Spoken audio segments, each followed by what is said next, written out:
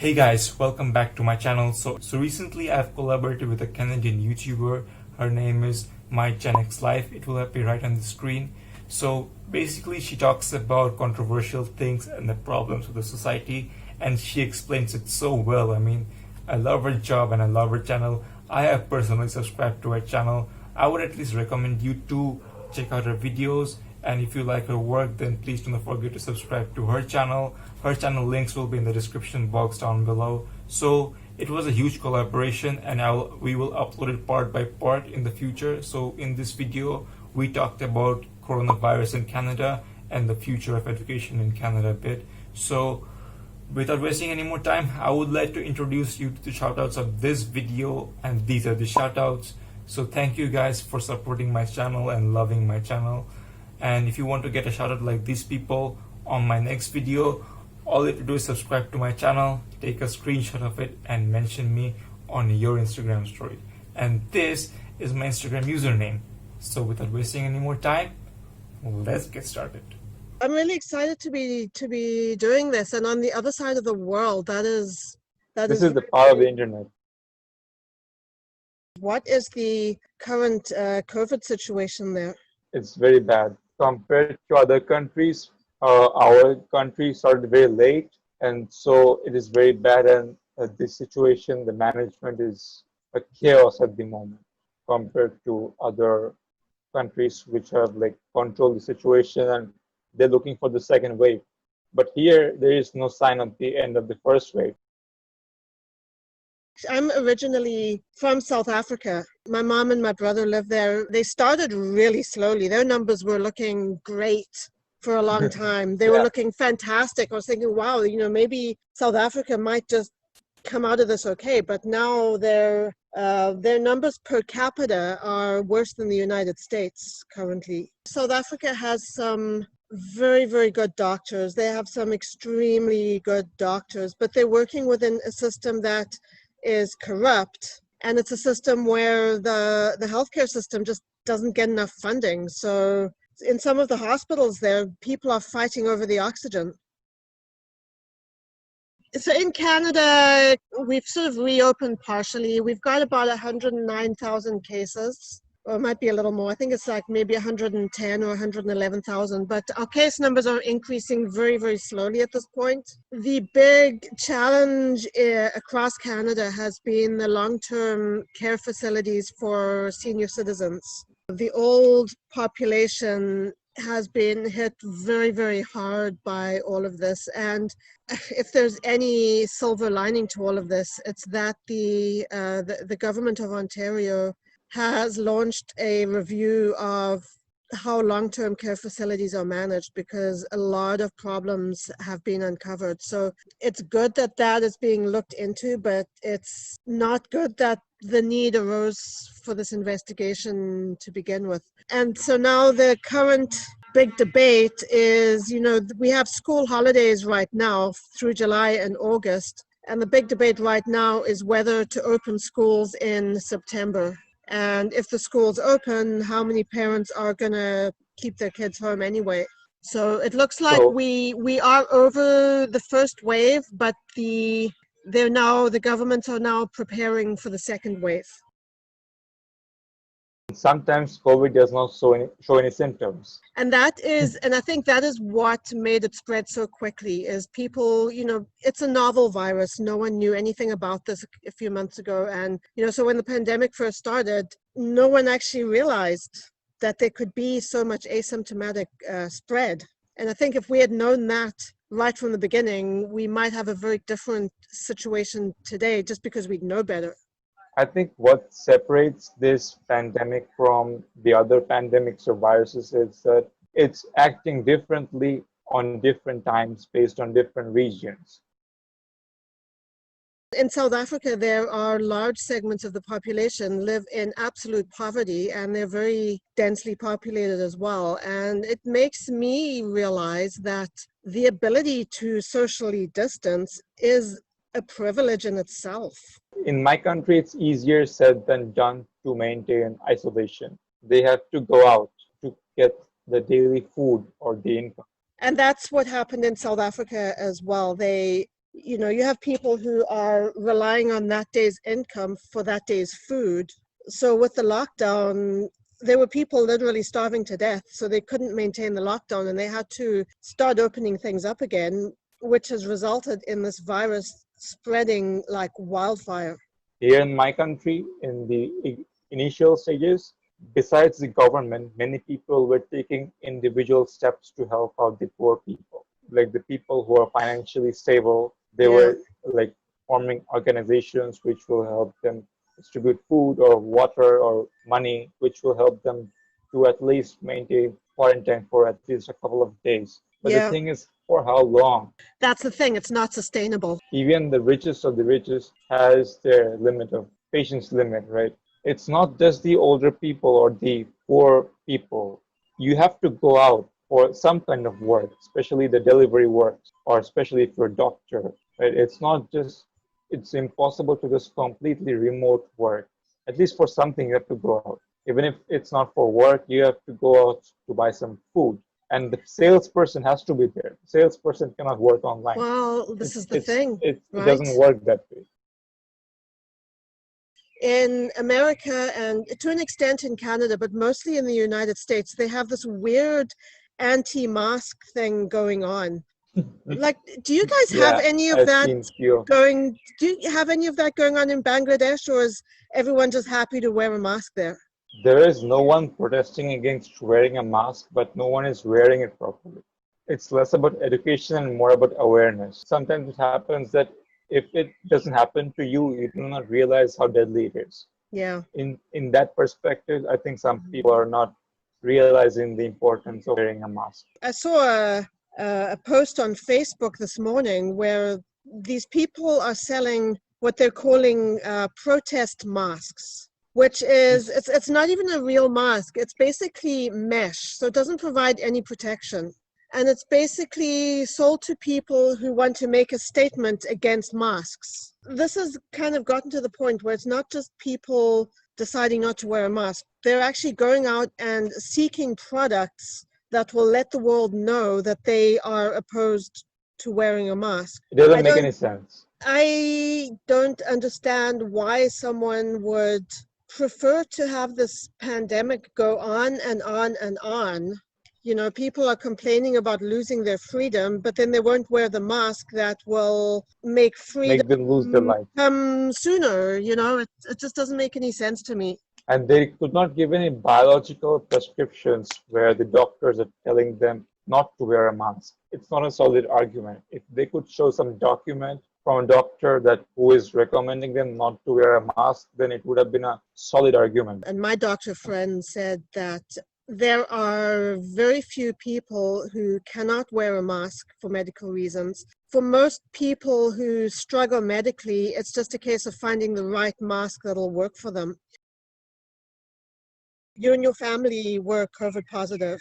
Yeah. And you're all in good health now? Physically, yes, but mentally, no. Because my mom is a doctor, and that's why she's in a very bad mental health. People are just calling her up, asking for prescriptions, and she has to deal with the negativity, even if she doesn't want to. Because it's affected your family so directly, it must be really hard for you to see people who are willfully not taking the precautions they should be. Many people are arrogant. They're not wearing the masks properly. They're just, like partially covering their face and not the nose. But yeah, at the end, it depends on them, like how they act, and like they don't want to be aware. Even if few months ago I used to make plans for like next month or few months, and now I make plans for the next week or next couple of weeks because I don't know whether I'll survive more weeks or not. Now, when the whole pandemic started, did you guys have the problem that we had over here where everyone was going nuts buying toilet paper? Actually, I'm not someone who buys the groceries, so I don't know. But I have seen my mom buying the toilet papers beforehand, and I was Right. the one who was telling my mom that actually COVID-19 struck 3 months later in my country, and I was Right. seeing what's going around in the world, and my teachers were talking about it, and they were making us aware of it. And I was telling my mom that you should buy the foods and necessary supplies because there's a chance that the food supply might go down. So I was telling my mom that you should be more aware of it, and I've seen that she was buying masks, and it was specially available for her because she's a doctor. She obviously gets higher priority than other people. We share a border with America, and I've got a lot of friends in the United States, but I don't want to see any of them. I don't want to see any Americans coming across the border into Canada, because right now the situation in the United States is so different to the situation in Canada. If you look at the COVID maps of the two countries, in America, it's just one big mass of red.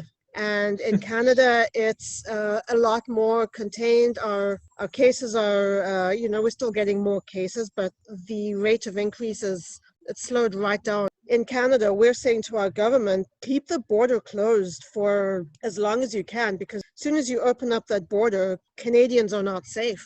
That is true.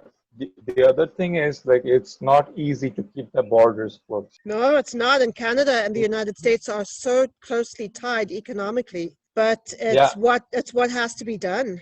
my teacher was telling that due to the rising globalization, the countries have become more dependent on each other, and that has benefited us. For example, if the United States has increased in GDP, it will help the other world. On the other hand, if there's a disease like COVID-19, it's going to disrupt other economies as well. And that's what's happening, right? China is a great economic power, and when it was booming, the world economy was booming. And when Right. the COVID-19 came and struck China, and it spread, and we all are suffering. So back in the day when there was no trade and imports and exports, people were just dependent on themselves. But due to the improvement of infrastructure and communication, trade began worldwide, and people and countries became more dependent on each other. And we saw when they had the pandemic in 1918, Spanish like flu. 100 years ago, yeah, the Spanish flu. Their second wave came as a result of people coming back from the war. So that was generated by widespread travel as well. People like me and most of the students around my age wants to go to Canada for higher studies and maybe probably live there because it's a very friendly country as far as we know. When are the universities and the infrastructure going back to normal? Like, what's your prediction? So what we do know, I know some people who teach at universities and colleges, and they have already been told that their classes are going to be 100% online for the remainder of this year. So when the academic year starts in September, from September until December, they're going to be completely online. Some of the professors and the teachers are expecting it to be for the whole academic year. In terms of travel, it's hard to say, and it depends on the country as well. The border between Canada and the United States is closed. They're only allowing essential travel. The airports are running at about 10% capacity. So flights are coming in from other countries, but very few, and not all countries. A couple of months ago, I guess the pandemic had been going on for about a month. I made a video where I made predictions about how life will permanently change as a result of the pandemic. I've already been proven wrong on a bunch of things, which is not surprising, but I think I'm thinking I should do an updated version of that, just because, like a year from now, I'll come back and I'll watch these videos and I'll be like, well, I was right about this thing and I was wrong about this thing. It's quite interesting. But one thing that I'm hoping will come out of all of this is that governments around the world and healthcare systems around the world will develop better response plans. This is not going to be the last pandemic that hits humanity. It's going to happen 10, 20 years from now. There's going to be another one. And we can just hope that governments will learn from this and that we will have proper response plans in place to contain it a lot better. If you could go back in time and visit yourself in November of 2019, what would you tell yourself about this year? I would tell myself about this year that before like the pandemic, I was thinking that I will finish my higher education, probably get a good grade, and then go to Canada. And Right. like my long-term plan is to live in Canada because my relatives are there. I would go back to my old self and I will tell him that to take a break and probably think about surviving rather than thriving. Because if you Right. can survive now, you can succeed later on. One positive thing about this COVID-19 is it has made people less judgmental. Because, for example, if someone had a lung disease before COVID-19, they would have thought that, oh, you are a chain smoker, so that's a lung disease. Right. But now, when someone has a lung disease, they think that it's because of COVID-19. When someone's business used to fail before COVID-19, people used to blame the entrepreneur. You must be a bad entrepreneur, you cannot manage things. But now people think that, it's because of COVID-19.